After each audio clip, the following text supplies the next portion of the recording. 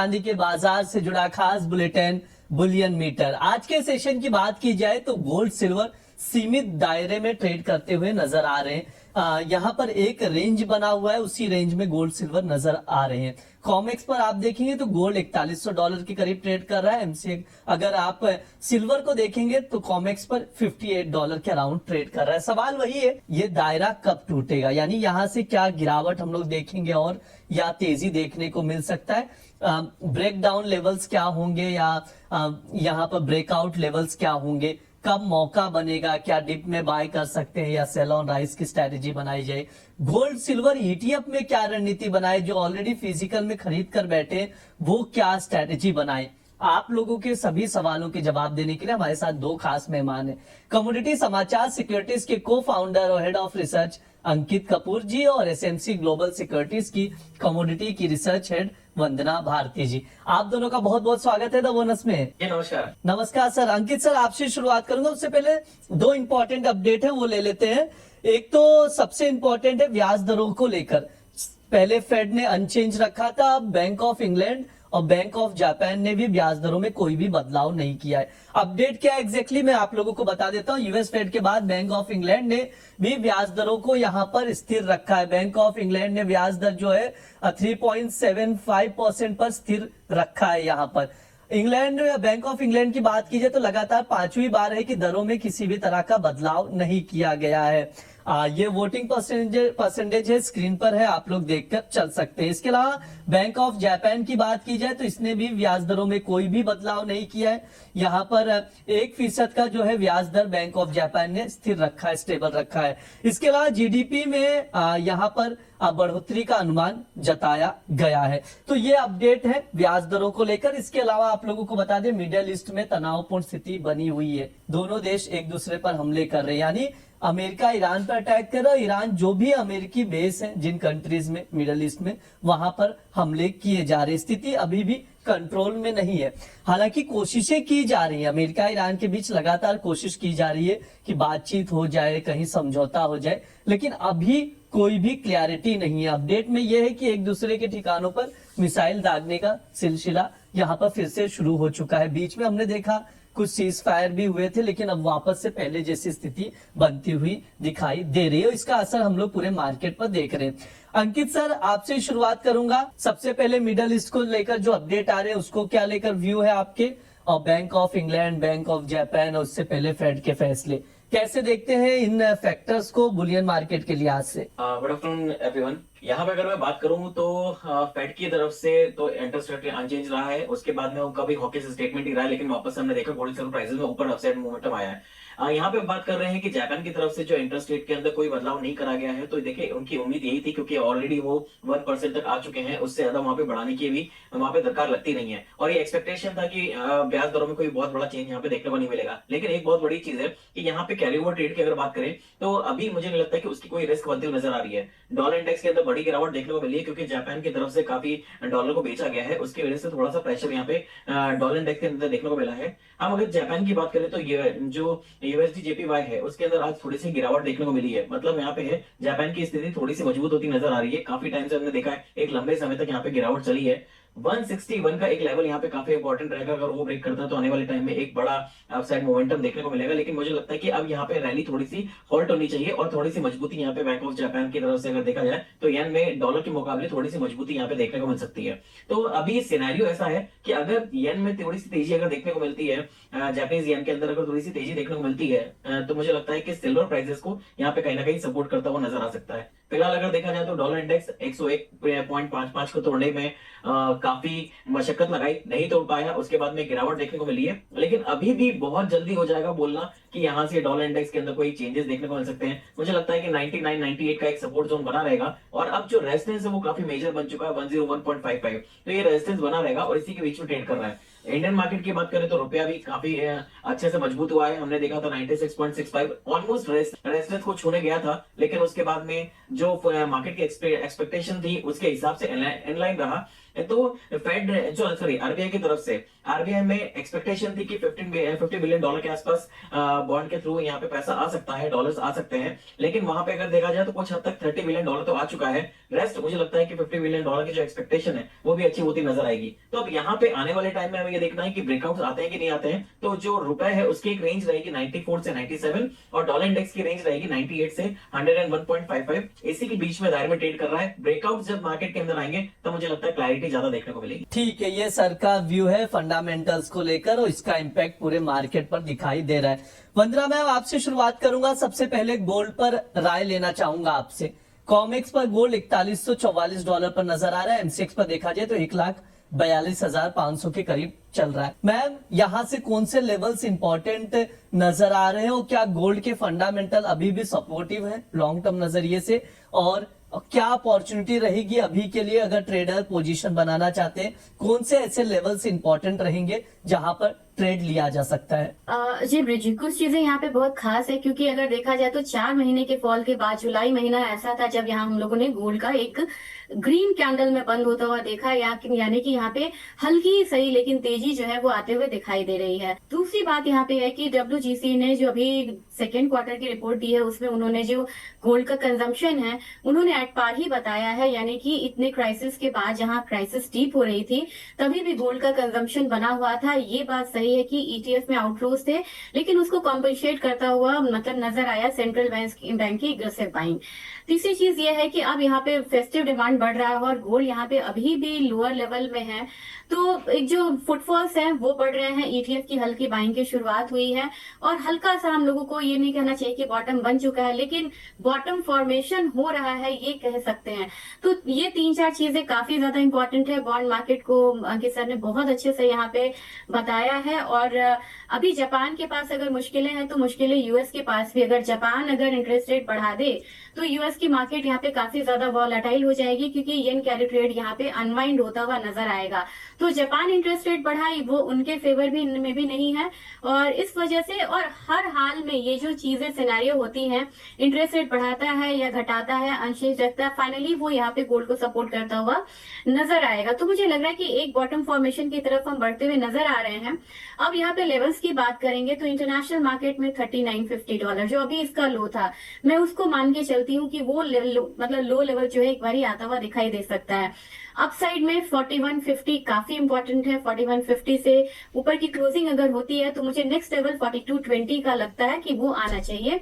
फिर उससे ऊपर ही हम 4300 की बात करेंगे। तो सबसे पहले इंपॉर्टेंट है 4150 के ऊपर क्लोजिंग होना, वो अगले हफ्ते हो या जब भी हो, वो काफी इंपॉर्टेंट है इंटरनेशनल मार्केट में। अपने बाजार में अब यहाँ पे हम लोगों ने रुपया को काफी ज्यादा अप्रिशिएट होता हुआ देखा है क्योंकि crude oil prices lower side आए हैं। तो जब रुपया यहाँ पे अप्रिशिएट हुआ है तो हमारे वीकली में देखा जाए तो थोड़ा दबाव बढ़ता हुआ नजर आया है। गोल्ड सिल्वर की बात की जाए तो अगर हम रुपया को कंसिडर करें कि रुपया यहाँ पे अभी भी आप देखिए ये मतलब काफी ज्यादा अप्रिशिएट हुआ है, 95.35 तक आया, आज भी 31 पैसा अप्रिशिएट हुआ है। अगर उसको हम कंसिडर करते हैं कि ये 95 के करीब आता है, उस हिसाब से मुझे लग रहा है कि अपना गोल्ड का जो लेवल रहेगा नीचे में 1,42,000 का एक सपोर्ट है और अपसाइड में मुझे लग रहा है कि 1,48,000 तक आता हुआ दिखाई दे सकता है गोल्ड। तो अब हल्का मुझे लग रहा है कि बायस अपना अपसाइड बायस को ही रखना चाहिए और धीरे धीरे यहाँ पे ETF बाइंग जो है वो भी रिटर्न होती हुई नजर आ सकती है। ठीक है, ये मैम का नजरिया है, तो उसके अकॉर्डिंग आप लोग गोल्ड में स्ट्रेटेजी बनाकर चल सकते हैं। अंकित सर, गोल्ड में कोई ट्रेडिंग कॉल है क्या सर आपकी तरफ से? एक बार सजेस्ट कीजिए। देखिए, अगर आया हूं तो कुछ करके जाऊं वाली कहानी है, चल गया तो चांद तक और रात तक वाली कहानी है। यहाँ पे बिल्कुल सपोर्ट पे आसपास चल रहा है। तो इंट्राडे में अगर देखा जाए तो गोल्ड को 1,43,500 के आसपास अगर मिलता है तो बाय कर सकते हैं। काफी टाइम से हम देख रहे हैं कि 1,40,000 का मेजर सपोर्ट बना हुआ था अभी तक। तो यहाँ पे 1,42,000 का स्टॉप लॉस मेंटेन करिए और टारगेट की बात करें तो 1,45,000 तक देखने को मिल सकते हैं। काफी स्लगिश है, पोजीशन बहुत ही कम बना के चलिएगा। वहीं अगर मैं सिल्वर की बात करूं तो सिल्वर की भी कहानी वही है। $55 का सपोर्ट बन रहा है, $61 का रेजिस्टेंस है। चला तो बहुत अच्छी बात है। अभी जो 2 कैंडल बैक टू बैक अगर देखें तो वहां पे पॉजिटिव सेंटिमेंट्स बने हुए हैं। तो 2,14,000 का स्टॉप लॉस यहाँ पे मेंटेन करके चलना होगा। 2,18,000 के आसपास बाइंग करी जा सकती है। 2,22,000 तक के टारगेट देखने को मिल सकते हैं। बस वही कहानी। ठीक है, यहाँ पर सर की ओर से ट्रेडिंग कॉल दिया जा रहा है, आप लोग स्टॉप लॉस मेंटेन कीजिए। सबसे पहले सिल्वर की बात करें, सितंबर वायदे में खरीदारी की सलाह दी जा रही है। 2,18,000 पर लॉन्ग करके चल सकते हैं। 2,22,000 तक के टारगेट के लिए 2,14,000 का स्टॉप लॉस लगाइए। इसके अलावा अगर गोल्ड की बात की जाए तो वहां पर भी सर की तरफ से खरीदारी की ही राय दी जा रही है। 1,43,500 पर लॉन्ग करके चल सकते हैं। गोल्ड अक्टूबर वायदा और टारगेट जो रहेगा 1,45,000 का रहेगा और स्टॉप लॉस आप लोग 1,42,000 का लगाकर चल सकते हैं। अंकित सर की ओर से टॉपिक में गोल्ड सिल्वर रिकमेंड किए जा रहे हैं, तो लेवल्स आप लोग ट्रैक कीजिए और ये ट्रेडिंग लेवल्स है जिनको आप लोग नोट डाउन करके चल सकते हैं। बातचीत आगे बढ़ाए उससे पहले दो इंपॉर्टेंट अपडेट है, ऑलरेडी मैम ने जिक्र भी किया उस चीज का, तो थोड़ा सा पहले वो रिपोर्ट देख लेते हैं, फिर आप दोनों से उस पर एक एक करके मैं राय लूंगा। सबसे पहले जून तिमाही में सोने की जो मांग घटी है वो क्या रिपोर्ट कह रही है WGC की, वो मैं बता देता हूं। देखो जून तिमाही में देखा जाए तो भारत में सोने की मांग में ईयर ऑन ईयर बेसिस पे 6% की गिरावट आई है। जून तिमाही में भारत में सोने की मांग घटकर 131 टन रह गई है, ये WGC की रिपोर्ट है। ज्वेलरी की खरीदारी घटने की वजह से सोने की मांग में गिरावट आई है और यहाँ पर ये रिपोर्ट निकल कर आई। इस रिपोर्ट पर और भी हम लोग विस्तार से चर्चा करेंगे, लेकिन उसके अलावा एक सबसे इंपॉर्टेंट अपडेट है WGC की ओर से ही कि वर्ल्ड गोल्ड काउंसिल ने मार्च तिमाही के दौरान केंद्रीय बैंकों की गोल्ड खरीद के आंकड़ों में बड़ा बदलाव किया है। WGC ने अपनी ताजा रिपोर्ट में कहा कि मार्च तिमाही के दौरान दुनिया भर के केंद्रीय बैंकों की गोल्ड खरीद 57 टन रही है। पिछली रिपोर्ट में WGC ने मार्च तिमाही में केंद्रीय बैंकों की खरीदारी का जो आंकड़ा था 244 टन बताया था, यानी 187 टन की कटौती की गई है। और मार्च तिमाही की खरीद की बात की जाए तो 15 वर्षों में सबसे कम रही है। इसके अलावा WGC ने यह भी बताया कि 2026 की पहली छमाही यानी जून से जनवरी से जून तक का अगर आंकड़ा आप देखेंगे 6 महीने का, तो केंद्रीय बैंकों की कुल गोल्ड खरीद जो है 345 टन है। स्क्रीन पर आप देखिए आंकड़े, आप लोगों को समझ में आ जाएंगे। जो 2022 के बाद पहली छमाही अगर देखा जाए तो सबसे कम खरीद हुई है, ये आंकड़े कह रहे हैं। कुल मिलाकर बात यह है कि सेंट्रल बैंक्स की बाइंग यहाँ पर घटती हुई दिखाई दे रही है। मैम सबसे पहले आपका टेक, दोनों फंडामेंटल्स जिसको हम सबसे इंपॉर्टेंट मान रहे थे प्राइसेस को सपोर्ट देने के लिए, दोनों निगेटिव हो चुके हैं। क्या लग रहा है मैम, क्या यहाँ से गोल्ड और फिसल सकता है, प्रेशर बनता हुआ दिखाई दे? क्योंकि सेंट्रल बैंक्स की बाइंग को लेकर हम काफी पॉजिटिव थे और इस चीज का बार बार जिक्र किया जाता है कि सेंट्रल बैंक्स खरीद रहे हैं तो सब ठीक चल रहा है सोने में, लेकिन अब वो भी धीरे धीरे कम कर रहे हैं। मैम आपका टेक। ये ब्रिजी बहुत क्राइसिस सिचुएशन है। इसमें कुछ सेंट्रल बैंक्स मतलब खरीद रहे हैं, कुछ सेंट्रल बैंक्स यहाँ पे बेच भी रहे हैं। तो वो मतलब कि पहले का क्या होता था कि ज्यादातर सेंट्रल बैंक्स यहाँ पे खरीदते हुए नजर आते थे। ये जो क्राइसिस सिचुएशन है इसमें कई सेंट्रल बैंक्स खरीद रहे हैं और कुछ यहाँ पे बेच रहे हैं, तो जो आंकड़ा है वो थोड़ा यहाँ पे कम होता हुआ इन टोटल नजर आता है। लेकिन ओवरऑल देखेंगे कि इतने सिचुएशन के बाद जो वॉर जिसने दुनिया के दो बड़े कंज्यूमर, सबसे बड़े कंज्यूमर यानी कि इंडिया, चाइना और इंडिया को दोनों को यहाँ पे अफेक्ट करता हुआ नजर आया है। इसमें यूरोप भी है, मिडिल ईस्ट भी है।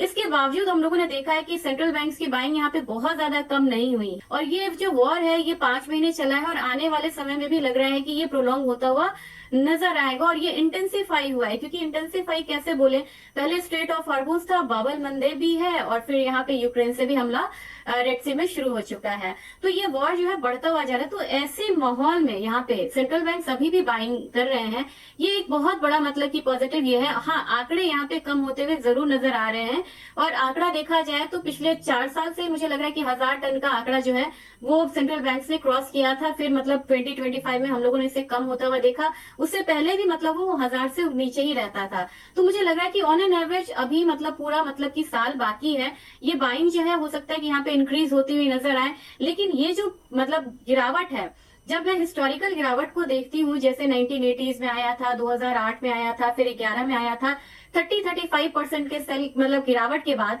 हम लोगों ने हमेशा यहाँ पे एक स्ट्रक्चरल बुल रन को आता हुआ देखा है। तो अगर हिस्टोरिकली बैक डेटा को यहाँ पे देखें तो मुझे नहीं लग रहा है कि यहाँ पे बहुत पैनिक और यहाँ से 15-20% यहाँ पे गोल्ड का दाम जो है वो नीचे की तरफ गिरता हुआ नजर आएगा। तो मुझे लग रहा है कि धीरे धीरे भले थोड़ी गिरावट हो लेकिन एक यहाँ पे बॉटम बनता हुआ नजर आना चाहिए। ठीक है अंकित सर, आपका क्या नजरिया रहेगा, शॉर्ट में बताइए सर। देखिए मोहम्मद मैम ने बहुत अच्छी तरीके से समझाया इस चीज को। और देखिए ये सब्जी भाजी तो है नहीं कि इसको लगातार खरीदते जाए उसके बाद ये कंज्यूमेबल आइटम है, कंज्यूमेबल आइटम बिल्कुल नहीं है ये। तो यहाँ पे जरूरत के हिसाब से और इकोनॉमी को देखने के बाद में डिसीजन लिया जाता है। जितने भी सेंट्रल बैंक है, कुछ को जरूरत होती है पैसे की तो उसके हिसाब से वो अपना सेल भी कर रहे हैं। किसी को अगर एक्टिवेट करना है, अगर मैं चाइना की बात करूं तो जीडीपी के हिसाब से अभी उसका केवल और केवल 9% के आसपास है। अभी तो उसको 21% अपनी जीडीपी के हिसाब से सोना और ज्यादा खरीदना है। तो अभी तो उसकी बहुत बड़ी बाइंग बाकी है अभी चाइना की। और देखिए, आप अगर ट्रेडर हैं तो उसका प्रोस्पेक्ट अलग हो सकता है, लेकिन आप अगर निवेशक हैं तो फिर आप सेंट्रल बैंक की तरह आप सोच सकते हैं। अगर आप सोच रहे हैं कि सेंट्रल बैंक बाइंग कर रही है, थोड़ी सी बाइंग घटी है, लेकिन ओवरऑल अगर देखा जाए तो बाइंग ही हो रही है। जितनी एक्सपेक्टेशन मार्केट के अंदर है उतनी बाइंग वे पिछले 4 साल से कर रहे हैं, और अभी भी मुझे लगता है कि 2026-27 के अंदर भी वो 1000 टन के आसपास पहुंच जाएंगे। तो यहाँ पे लगातार खरीदी हमको देखने को मिल रही है, लेकिन एक चीज समझने की जरूरत है कि ये सस्ता जितना नीचे के लेवल पे आएगा, क्योंकि आप और हम लोग कितनी बाइंग करेंगे, 10 ग्राम हो गया, 100 ग्राम हो गया, 500 ग्राम की हो गई बाइंग, लेकिन वहां पे तो टन से बाइंग हो रही है। टन से अगर जब बाइंग हो रही है तो वहां पे आप मान के चलिए कि ऊपर लेके लेवल पे वो बाइंग नहीं करेंगे।